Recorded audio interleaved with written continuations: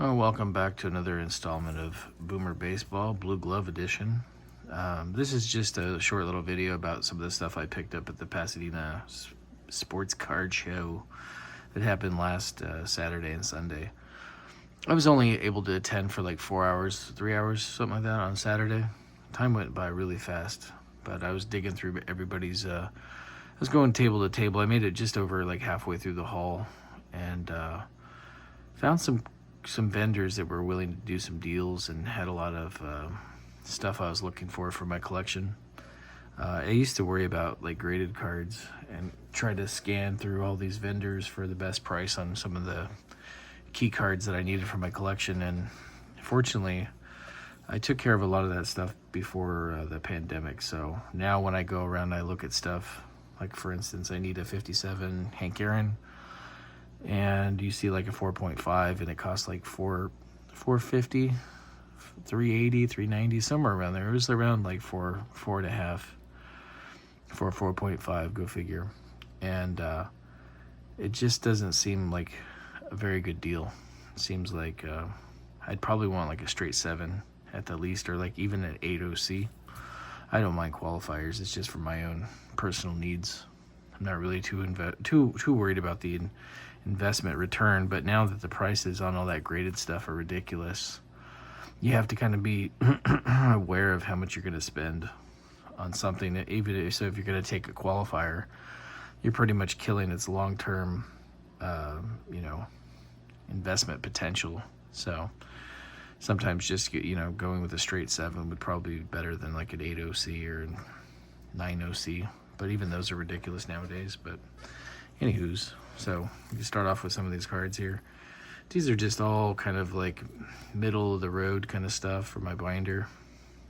I saw Hoyt Wilhelm.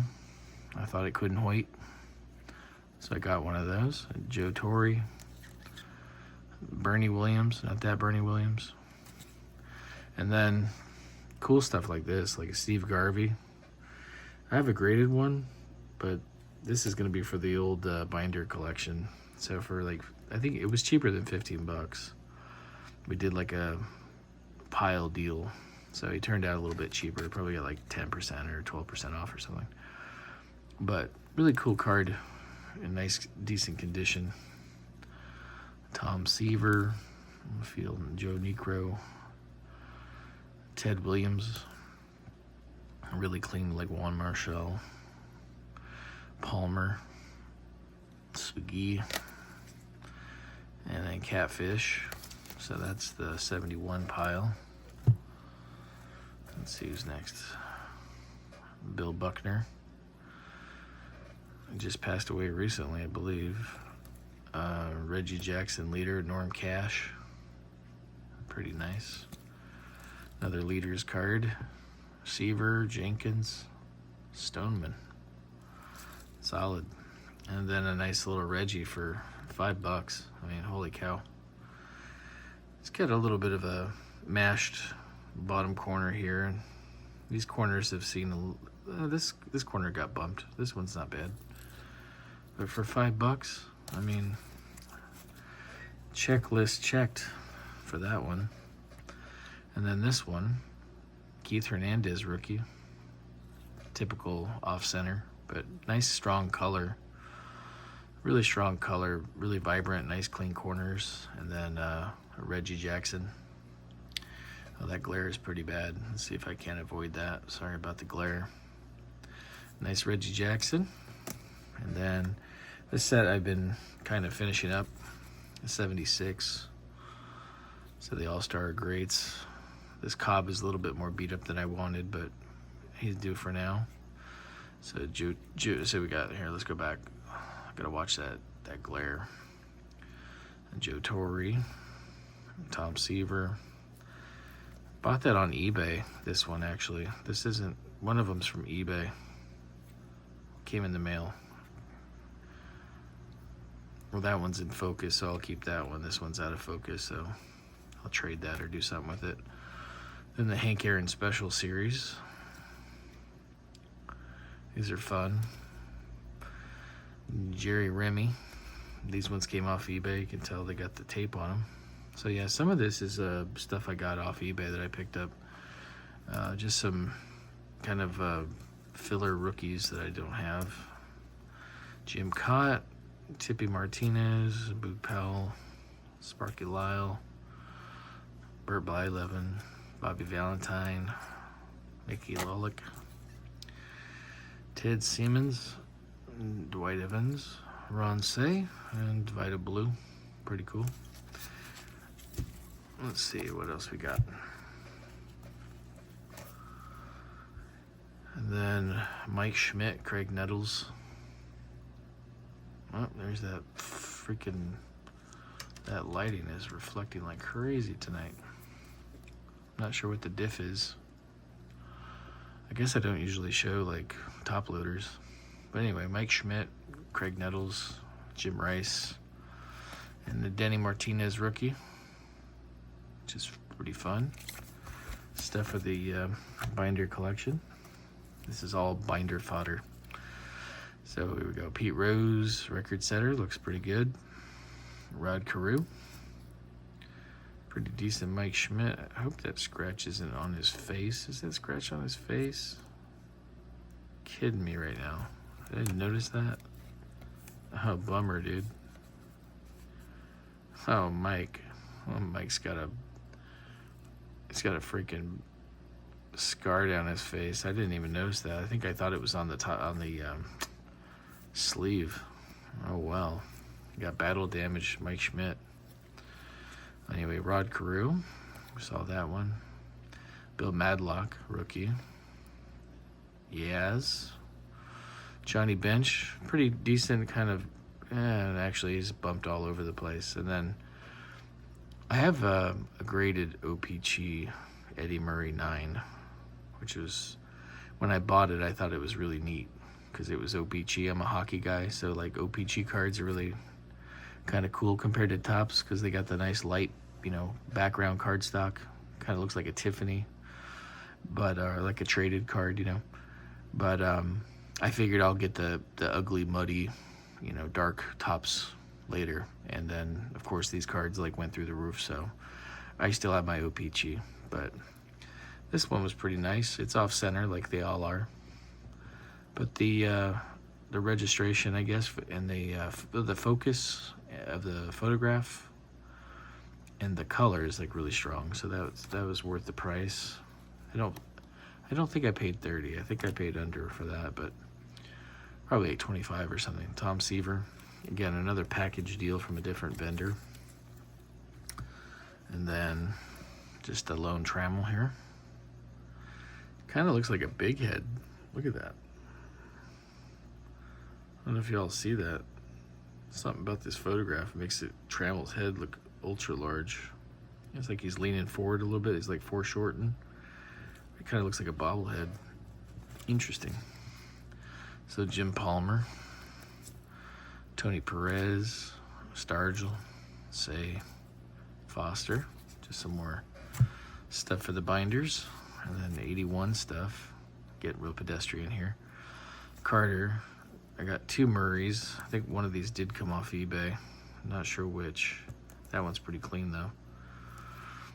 The record breaker Mike Schmidt, Paul Molitor, Carlton, Schmidt, another Schmidt. One of those came off eBay, I do believe. Rod Carew, Carlton Fisk, and Andre Dawson. So the who's of the what's what and the Hall of Famers and goodies. So some 82 stuff. So Stargell, Murray, George Bell, Tim Wallach, Righetti, George Brett looking pretty good. George Brett in action. Rod Carew in action. Dave Henderson rookie, which is fun. And Robin Yount. He looks like he's chastising us for looking at his backside. We're like a couple of bum lookers. And Jesse Barfield rookie. So that's cool. And then some 83 stuff. I don't really have a lot of 83 loose, so I'm kind of starting fresh. McGee's rookie, Yount, double Yount, and why did I buy Mike Scott? Oh, he's from the traded. Yeah, so that's cool though. You need Astros for your folder. Got to make sure you represent each team. And then Schmidt, Eckersley from the traded, and Julio Franco. Silly stuff. Those are super cheap. And then everybody's favorite pyrotechnic artist, Vince Coleman, the traded rookie. So this was a whole $1. I'm not even kidding you. It was $1. So I thought that was a steal. Dan Marino, just because why not? It's Dan Marino. Laces out. And kind of the star of the show, what I got this actually, this one came from Phoenix. I bought this in Phoenix like about a week ago. I was at an antique mall and I saw this and I thought, that's definitely miscut. Pardon my frog in my throat all of a sudden, but he's definitely miscut. He's so far off center. He's got to be miscut, but he's super clean. These corners are just dead tight, 90-degree angle little corners, man. They're really good. The surface is nice. There's no scratches on the surface, no dents, no indentations. So it's a pretty clean late era Willie Mays, but just a good looking picture. Some of the stuff when he's on the Mets that comes a little later is kind of, some of the photographs are not very flattering of Willie Mays. He does look older, you know. But here he still looks like the Say Hey Kid, you know. He doesn't look like he's on his last leg. And then picked up, this was a little gem. So dude only had one, unfortunately. But it's an 83 rack pack, which is cool. And it was cheaper than that. I think it was $50, but pretty nice stuff. You know, a pack of this stuff is like $25 these days. For a nice unsearched pack of 83 tops is about $25. So I did pretty well, I think, on this one. Who's on the back? Mike Scott again, Earl Weaver, Brian Smith. So no obvious rookies here, but I don't know if I'm going to open that or keep it. You don't see these around as often as you used to. You know, like 4 or 5 years ago, these were as common as, you know, if you had the money, you could find them. They were pretty easy to find. Nowadays, not so much. This was $5. I didn't have it. It's the 89 traded edition. So it's 89 Don Russ traded. I don't think there's anything in it, really, honestly. But as a completionist and somebody who's trying to finish off their Don Russ folder, which I found out I only need 84 Don Russ, and then I'll have everything through the beginning through the 80s, the first set, all the way up to when I stopped collecting, which was like 91, 92. I think that's 92 is about as far as I want to go with Don Russ. Not really a big Don Russ fan going forward. But back then it was all this stuff, and then of course this is the factory set of 89. Or is this 89? Yeah, am I hallucinating? Yeah, this is the 89. So I'll have to open all this one of these days and throw it in the binder. But that's about it. Fun stuff, pickups and nonsense.